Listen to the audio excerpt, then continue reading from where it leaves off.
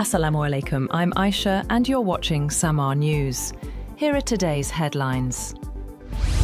Christmas Eve celebrations are underway across the globe. In Bethlehem, thousands have gathered in Manger Square for the first full festivities in 2 years, with scout parades and events at the Church of the Nativity following the Gaza war. Illuminated churches shine, and families worldwide prepare for Christmas amid calls for peace from the Vatican. Meanwhile, Ukrainian President Volodymyr Zelenskyy has also called for peace in his Christmas address, saying the war with Russia continues to bring hardship. He accused Moscow of launching drone and missile attacks, adding that such actions run counter to Christian values. Russian President Vladimir Putin has been briefed on US proposals for a possible Ukraine peace deal following contacts between Kremlin envoy Kirill Dmitriev and representatives of President Donald Trump, the Kremlin said. Kremlin spokesman Dmitry Peskov said Russia would now formulate its position, but refused to discuss Moscow's reaction or the format of the documents, stressing that talks would not be conducted through the media. US financial support for Ukraine reportedly fell by $45 billion in 2025, with cuts far exceeding last year's levels. While NATO allies and the European Union have increased aid, a Ukrainian media outlet says their contributions have not fully offset the drop in US support.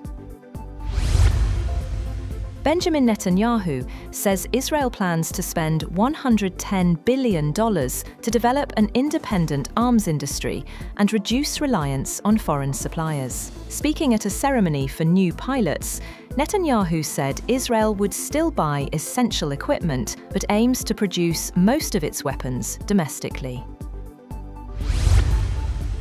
Turkey's Foreign Minister Hakan Fidan has met Hamas political bureau officials in Ankara to discuss the Gaza ceasefire and moving the deal into its second phase. A Turkish Foreign Ministry source said Hamas accused Israel of blocking progress and warned that humanitarian aid entering Gaza remains insufficient. Libya's Army Chief of Staff, Mohammed Ali Ahmed al-Haddad, and 4 senior military officials died in a plane crash near Ankara, Turkey. 3 crew members were also killed. Initial investigations point to a technical failure, with sabotage ruled out. Libyan Prime Minister Abdul Hamid Dbeibeh called the incident a tragic accident and declared 3 days of national mourning. Al-Haddad, a key figure in UN-brokered efforts to unify Libya, was traveling with a delegation when the private jet crashed shortly after takeoff. The other officers killed include General Al-Fituri Garibil, Brigadier General Mahmoud Al-Katawi, Muhammad Al-Asawi Diab, and military photographer Muhammad Omar Ahmed Mahjoub. A bomb in Moscow kills 2 police officers and a civilian near the location where Lieutenant General Fanil Savarov was killed days earlier. Russian authorities opened criminal investigations, suspecting the device was triggered by a suspicious man. Russia blames Ukraine for the general's killing. No comment from Kyiv. The US Supreme Court blocks President Trump from sending National Guard troops to the Chicago area, upholding a lower court order that deemed the deployment unlawful. Trump argued the troops were needed to protect federal personnel and property amid protests. But Illinois officials said demonstrations were mostly peaceful. The court noted presidential authority over the National Guard applies only in exceptional circumstances. 3 conservative justices, Alito, Thomas, and Gorsuch, dissented.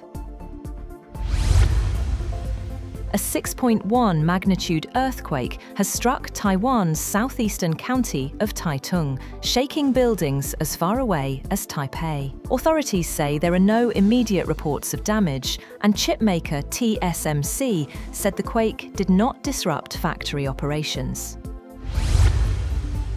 New South Wales has enacted Australia's toughest gun restrictions and sweeping anti-protest measures following the Bondi Beach mass shooting that killed 15. The legislation allows police to ban public protests for up to 3 months after a terrorism declaration and restricts symbols or speech linked to prohibited organizations.